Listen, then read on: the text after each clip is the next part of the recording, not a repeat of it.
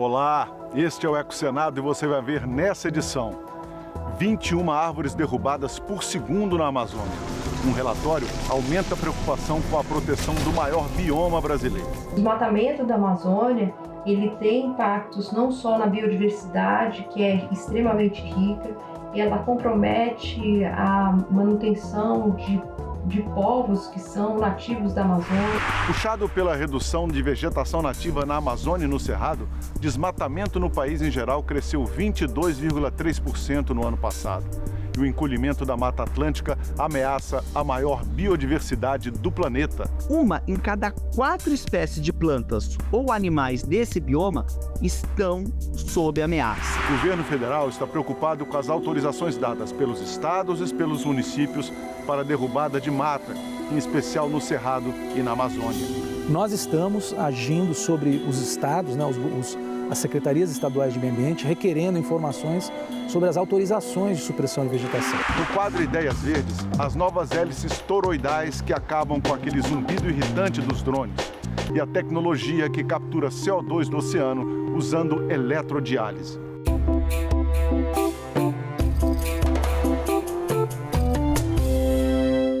No Dia Mundial do Meio Ambiente, uma série de decretos definiu as políticas e estratégias do governo federal para, nas palavras do presidente Lula, recolocar o Brasil no protagonismo da agenda ambiental do mundo.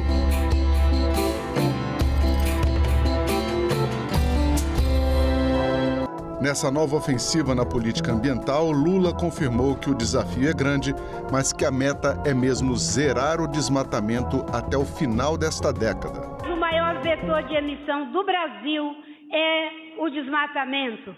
E essa é uma responsabilidade que tem a ver com o plano de prevenção e controle do desmatamento que está sendo relançado e atualizado. Mas também temos o compromisso em relação à agenda de adaptação. Toda vez que acontece um evento climático extremo, quem paga o maior preço é a população mais vulnerável. Esse plano inclui a atuação de mais de 13 ministérios, mais de uma dezena de órgãos vinculados, envolve participação de governos estaduais e da sociedade como um todo. Então é um plano muito bem estruturado que, ao mesmo tempo em que aperta, digamos, o controle do desmatamento ilegal, embargo de áreas, autuações, etc., ao mesmo tempo ele também sinaliza para investimentos importantes no estímulo à proteção, à conservação e à recuperação de áreas degradadas. A Amazônia é o foco principal dos esforços. Lançado há quase 2 décadas, o Plano de Prevenção e Controle ao Desmatamento no Bioma retorna vitaminado por promessas de repressão sem tréguas aos crimes ambientais. A Polícia Federal e as Forças Armadas estão a postos para agir prontamente em qualquer emergência ambiental, seja um incêndio florestal, seja o socorro aos povos indígenas, seja o combate implacável a toda e qualquer atividade ilícita relacionada ao meio ambiente. Além disso, vamos lançar em breve o Plano Amazônia Segurança e Soberania, em parceria com os governos dos estados que compõem a Amazônia Legal. O objetivo do plano é o combate sem trégua a crimes como grilagem de terras públicas, garimpo, extração de madeira, mineração, caça e pesca ilegais em territórios indígenas, áreas de proteção ambiental e na Amazônia como um todo. Incentivos serão dados para estimular e financiar a produção em áreas já degradadas, mas o crédito nos bancos oficiais será negado a quem derrubar a floresta. Não deve haver contradição entre crescimento econômico e preservação do meio ambiente. A agropecuária brasileira, por exemplo, tem um enorme espaço para seguir impulsionando nossa economia sem precisar derrubar uma árvore a mais. Temos milhões de hectares de terras degradadas que podem voltar a produzir e produzir muito, se forem bem cuidadas. A partir de agora, o financiamento agrícola e pecuário apoiará o aumento da produtividade e a recuperação de solos degradados, mas seremos duros ao restringir qualquer tipo de crédito a quem viola as leis ambientais. Outra meta anunciada é criar nos próximos anos mais 3 milhões de hectares em unidades de preservação, o equivalente à área de Alagoas. A criação da primeira já foi assinada, o Parque Nacional da Serra do Teixeira, na Paraíba, com 61 mil hectares de caatinga em 12 municípios. É uma conquista para uma área bastante simbólica do nosso estado, a Serra do Teixeira, com o Pico do Jabre, que é o ponto mais alto do nosso estado, já tem uma movimentação de turismo ecológico, de visitantes que se encantam por aquelas belezas naturais. E agora, com essa simbologia ambiental, nós vamos conseguir atrair muito mais turistas, que é uma vocação econômica da cidade. Você encontrar um parque que preserve esse bioma e que consiga trazer para todo esse ambiente, né, uma leitura de sustentabilidade, vem ajudar muito, e a gente espera que seja aí um instrumento também de fortalecimento e de desenvolvimento da região. O plano do governo também prevê o embargo de metade das áreas desmatadas ilegalmente dentro das chamadas áreas protegidas. O embargo é uma medida administrativa que proíbe qualquer atividade na propriedade. Uma vez embargada a área, ela não pode ser utilizada economicamente enquanto o proprietário não regulariza a situação ambiental da área. Então, o embargo é um instrumento muito importante e está sendo aplicado de forma bastante intensa pelo IBAMA e vai aumentar muito, inclusive, nos próximos meses, a ação de embargo de áreas ilegalmente desmatadas. Essa tem sido a principal ferramenta de combate ao desmatamento no âmbito do comando da fiscalização e controle. Então, a gente está trabalhando de forma muito enérgica, nós já estamos aí com resultados interessantes. O número de alertas de desmatamento já caiu cerca de 30% desde o começo do ano e vamos continuar trabalhando. Estamos trabalhando de forma cirúrgica nos municípios que concentram as mais altas taxas de desmatamento e estamos trabalhando para que as pessoas possam se regularizar também do ponto de vista ambiental. O governo não está aparelhado para embargar, que é muito fácil. Ele pega o celular, pega um aplicativo, onde ele está, pega o CPF do dono da terra e ali ele cria o problema, mas o governo não sabe ainda desmontar o problema que ele criou. Esse negócio precisava ser negociado com um prazo um pouco maior, né? E devia também, antes de tudo, providenciar forma de fazer o desembargo, porque todo mundo que está embargado, que aconteceu algum problema ambiental, ele quer resolver. O relatório anual de desmatamento da organização MAP Biomas mostrou que 99% dos alertas de derrubada ocorridos no ano passado tinham pelo menos um indício de irregularidade. Mas só 8,8% desse total, correspondentes a 36% da área desmatada, foram objeto de alguma ação dos órgãos públicos, como os anunciados embargos administrativos. Daqui a pouco no Ecosenado, o último relatório do MAP Biomas aponta que só a Amazônia perdeu 21 árvores por segundo no ano passado. O meio ambiente é o conjunto de unidades ecológicas que funcionam como um sistema natural. Toda a vegetação, os animais, os micro-organismos, solo, a água e o ar. Também fazem parte do meio ambiente os fenômenos físicos do clima, como energia, radiação, descarga elétrica e magnetismo. Este imenso conjunto chamado meio ambiente é dividido em 4 esferas: atmosfera, litosfera, hidrosfera e biosfera. A atmosfera é a camada de ar que envolve o planeta, formada por gases como oxigênio, gás carbônico, metano e nitrogênio. A litosfera é a camada mais externa do planeta, formada pelo solo e por uma superfície rochosa, a crosta terrestre.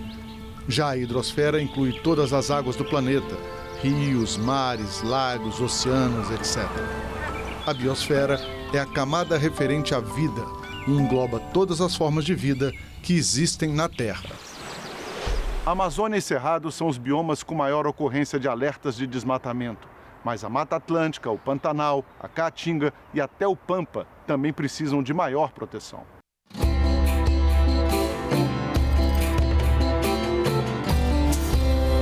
Divulgado nesse mês pelo MAP Biomas, o relatório anual apontou um crescimento de 22,3% no desmatamento.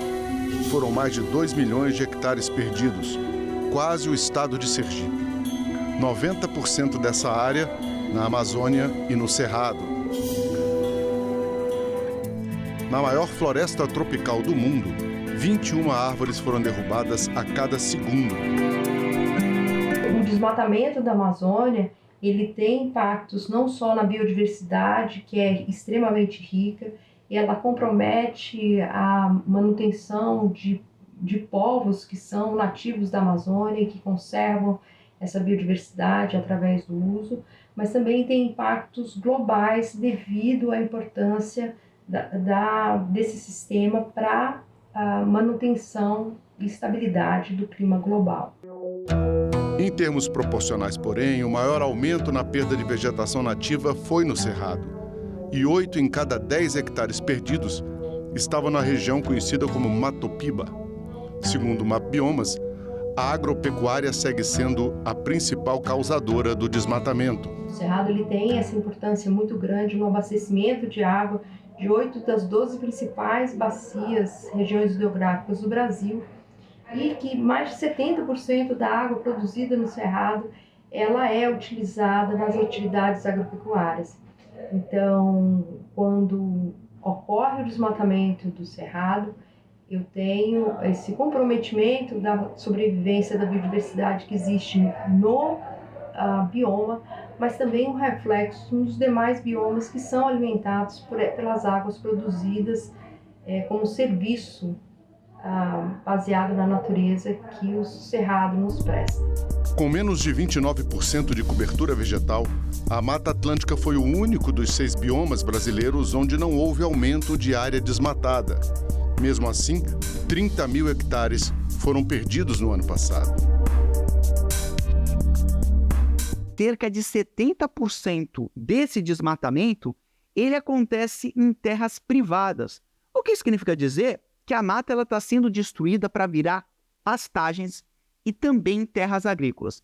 E, obviamente, que isso traz consequências muito ruins para o ambiente, como é o caso da erosão do solo e também uma piora na qualidade e na disponibilidade da água. Além disso, outra causa da destruição da Mata Atlântica é a especulação imobiliária e a ocupação desordenada, principalmente próximo das grandes cidades e também no litoral. O risco de prejuízos irreparáveis é enorme, já que a Mata Atlântica é o bioma com a maior biodiversidade do planeta. E a derrubada dessa floresta coloca, obviamente, que muitas espécies em risco de extinção. Inclusive, a Mata Atlântica, hoje, é o bioma brasileiro com o maior número de animais e plantas ameaçadas. Só para vocês terem uma ideia, 1 em cada 4 espécies de plantas ou animais desse bioma estão sob ameaça. A ONG Instituto de Desenvolvimento e Sustentabilidade, com sede no DF, já estimou que o Brasil precisaria criar 262 mil quilômetros quadrados de unidades de conservação para proteger pelo menos 10% dos seus biomas fora a Amazônia. Segundo o Programa das Nações Unidas para o Meio Ambiente, existem atualmente 285 mil áreas protegidas no mundo. As unidades terrestres, em verde no mapa, correspondem a 16% do total, enquanto as áreas marinhas, em azul, protegem 8,1% dos nossos oceanos. Dos maiores países, o Brasil é quem tem uma maior área protegida, acima da China, Estados Unidos, Rússia e Canadá. Temos quase 2.500 unidades de conservação e terras indígenas, equivalentes a 30,3% de todo o território continental, muito mais do que a média mundial.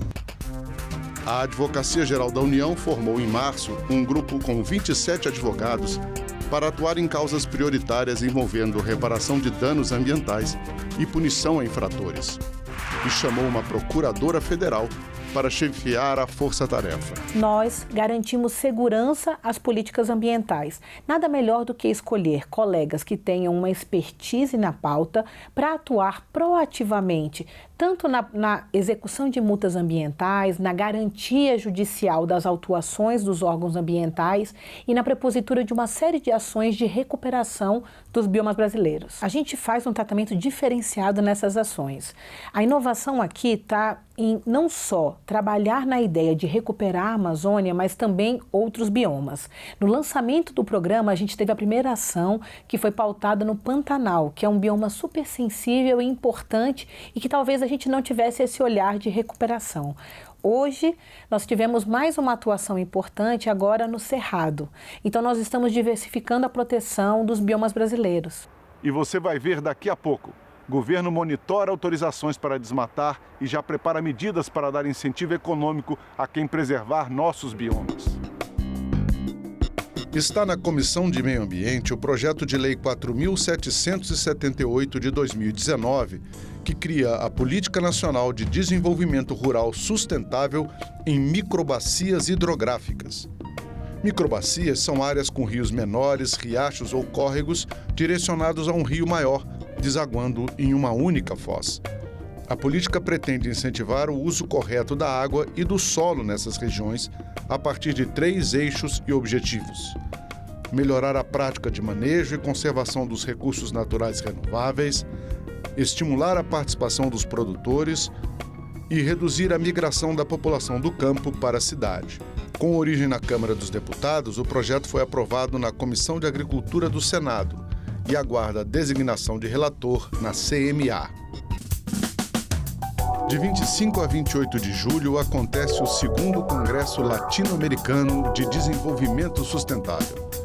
O evento virtual vai reunir estudantes, pesquisadores, professores e outros profissionais da área para debaterem as formas de se alcançar os 17 Objetivos de Desenvolvimento Sustentável das Nações Unidas. A participação na categoria de ouvinte é gratuita. As inscrições são feitas pelo site evn3.com.br. Mas, para mais informações, envie um e-mail para cla.desenvolvimentosustentável@gmail.com. O governo federal estuda mecanismos para oferecer incentivos econômicos a quem mantiver a vegetação nativa na propriedade. É o que nos contou o advogado ambiental André Lima, secretário de Controle dos Desmatamentos do Ministério do Meio Ambiente e Mudanças do Clima. Vamos começar falando sobre a questão da área do Brasil que ainda é protegida ou preservada, né? A gente sabe que o Brasil tem uma área de quase 50%, são 423 milhões de hectares, o que equivale a 28 países da Europa, de áreas protegidas e preservadas. Você acha que isso é suficiente no Brasil? Olha, é possível dizer, e é necessário dizer, que tem biomas como a Caatinga, como o próprio Pantanal, né, e o Cerrado, né, que precisam sim de mais áreas protegidas, né? Porque cada bioma é um conjunto de diferentes ecossistemas associados e cada diferente ecossistema merece também ser parcialmente, né, pelo menos parcialmente protegido, para que a gente possa cumprir os nossos compromissos associados à biodiversidade. Porque a biodiversidade ela se dá desde a espécie, às vezes até dentro da própria espécie, intraespecífica, até os grandes biomas e os grandes ecossistemas.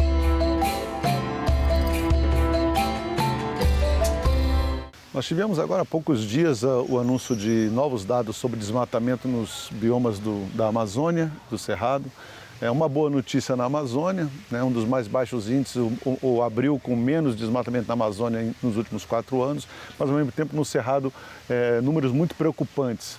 O que o governo está fazendo nesse sentido para tentar preservar os biomas brasileiros? Olha, nós desde o dia 1º de janeiro deste ano, por um decreto do presidente Lula, está sendo instalada a Comissão de Controle do Desmatamento da Amazônia, a comissão interministerial formada por 19 ministérios e mais de 10 órgãos vinculados, como Polícia Federal, IBAMA, INCRA, ICMBio, exatamente para atuar em conjunto, em sinergia para garantir a proteção de todos os biomas, não apenas Amazônia e Cerrado, né? Nós começamos com um plano para a Amazônia, que já foi desenvolvido, já foi desenhado, já está em implementação mesmo antes da gente finalizar e lançar, porque não dá para entrar com as ações só depois do plano lançado. Vamos começar agora o plano de prevenção e controle dos desmatamentos no Cerrado. Durante 4 anos, de 2019 2019, 20, 21 e 22, nós tivemos as mais altas taxas de desmatamento na Amazônia e no Cerrado dos últimos 10 anos. E, infelizmente, não se vira a chavinha em 3, 4 meses. Nós estamos construindo todo um conjunto de ações. Eu acredito que para o segundo semestre a gente comece a observar já algum resultado de queda mais estruturada, mais substantiva dos desmatamentos.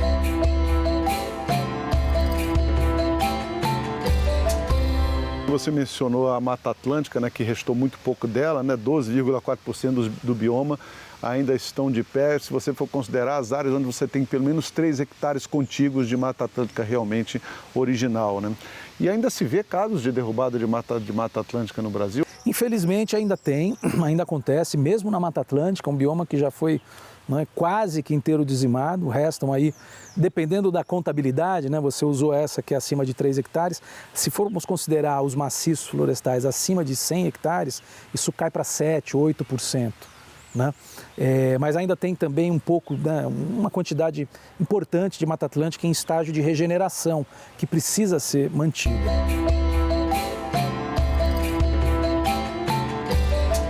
O Cerrado é o bioma brasileiro que tem sofrido mais nos últimos anos por causa da fronteira agrícola, você acha? Olha, o Cerrado tem uma natureza um pouco diferente, uma natureza jurídica um pouco diferente da Amazônia. Na Amazônia a gente tem, pela legislação florestal, 80% das áreas de reserva legal, de propriedades privadas, devem ser mantidas. No Cerrado é o inverso.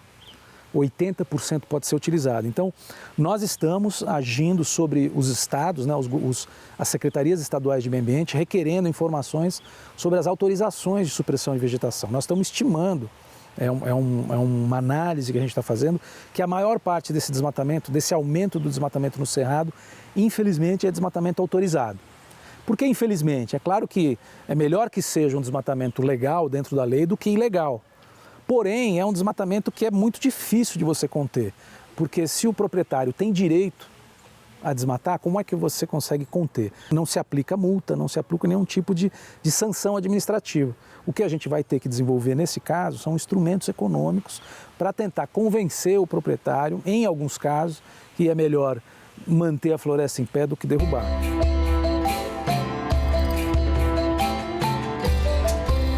Na caatinga brasileira, as pessoas pensam em caatinga, pensam em seca, pensam em semiárido, mas é um bioma também riquíssimo e que também sofreu muito nesses séculos pelas diferentes práticas de ocupação do homem, tanto de atividade agrícola como também de pecuária. Existe risco de desertificação da caatinga no Brasil assim, em grande escala? Existe um processo identificado, né, pelos pesquisadores que fazem análises não só na caatinga, mas também no Cerrado, é preciso dizer isso. Esse processo de perda da biodiversidade, de perda da vida, de avanço da fronteira seca, né? Ele está acontecendo também em algumas regiões do Cerrado e isso é realidade. A caatinga tem sido sofre muito porque é um bioma que é utilizado muito como energia, né? Produção de energia, com queima da vegetação para produção de energia para as populações que ali habitam ou também para a produção de carvão. Que essa sim é muito predatória, né? E é um bioma que também, infelizmente, a legislação fala em proteção de apenas 20%. Também é um bioma que carece a ampliação da rede de áreas protegidas de unidades de conservação.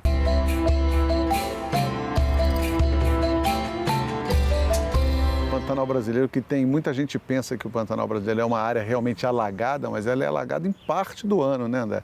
E você disse que a água muitas vezes não chega no Pantanal porque as nascentes dos rios no Planalto estão sendo prejudicadas ambientalmente. A situação do bioma Pantanal brasileiro é preocupante. Tivemos recentemente, em anos próximos daqui agora, muitos incêndios lá. Há 3 anos atrás, né, em 2020, tivemos um incêndio muito forte que chegou a atingir 25% do bioma. É um bioma, considerando assim o tamanho do Brasil pequeno, 2,5% do território nacional, mas é o maior bioma úmido, né, maior área úmida do planeta, contínua, né, e com uma biodiversidade também muito, muito rica e um sistema ecológico muito sensível exatamente por depender, obviamente, de todo o ciclo hídrico. E boa parte dessa água ela vem das chuvas, que também, né, já há indicadores mostrando que a chuva está reduzindo na região do Cerrado. A Embrapa desenvolveu estudos que ela própria já disse que está defasado, dizendo que no Pantanal, por exemplo, deveria se manter no mínimo 60%, 65% da vegetação da planície. E, infelizmente, hoje, o órgão estadual tem autorizado supressão de até 50% da vegetação. O Pampa é um bioma gaúcho e que sofreu muito pela própria característica econômica do estado, né? Muito fragilizado também, né, André? E no caso do Pampa também, quer dizer, além da própria pecuária, né? Porque é um ecossistema, na verdade, um bioma que tem sido utilizado, né, para a pecuária, mas também para a expansão agrícola, né? Sobretudo nas áreas mais planas, né? É um bioma com muitas áreas planas, né? E também, mais uma vez, o Código Florestal ele estabelece um patamar mínimo de proteção, que são os 20% mais as margens de rios e nascentes, né? Digamos assim, numa situação ótima, a gente teria aí algo em torno de 30% do bioma protegido pelo Código Florestal. Então o grande desafio, na verdade, o primeiro e grande, apesar da gente já ter há mais de 10 anos o novo Código Florestal aprovado, é implementar a regra do Código Florestal, que vamos dizer assim, é o mínimo, né? E complementarmente trabalhar o sistema de áreas protegidas em terras privadas, em terras públicas, estimular RPPNs, estimular a criação de parques municipais e estaduais, porque não é possível salvaguardar toda a biodiversidade brasileira apenas com unidades de conservação federais. É uma rede, né, um sistema de unidades de conservação.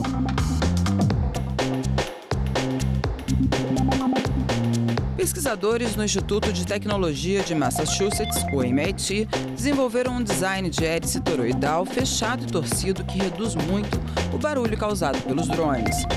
Conhecidos por seu zumbido irritante, isso sempre dificultou sua aceitação em usos como entregas aéreas, filmagens, inspeções e monitoramento agrícola. Nos testes, a nova hélice, além de silenciosa, manteve o desempenho de voo e reduziu as chances de suas bordas retorcidas ferirem animais ou pessoas. Uma spin-off do renomado Caltech, o Instituto de Tecnologia da Califórnia, criou um mecanismo que retira dióxido de carbono da água do mar. Usando a energia solar, a tecnologia de eletrodiálise separa o sal da água em um ácido e uma base. Esse ácido criado é adicionado à água do mar, permitindo a retirada do CO2. Duas instalações já funcionam na Califórnia, capturando 100 toneladas por ano. A meta é aumentar em 100 vezes a capacidade e instalar o sistema em alto mar ainda este ano. O Eco Senado acaba aqui. Obrigado pela companhia. Se você quiser rever ou compartilhar este ou qualquer outro programa da TV Senado, basta acessar nosso site senado.leg.br/tv. Também estamos no YouTube e nas outras redes sociais. Abração, até a próxima!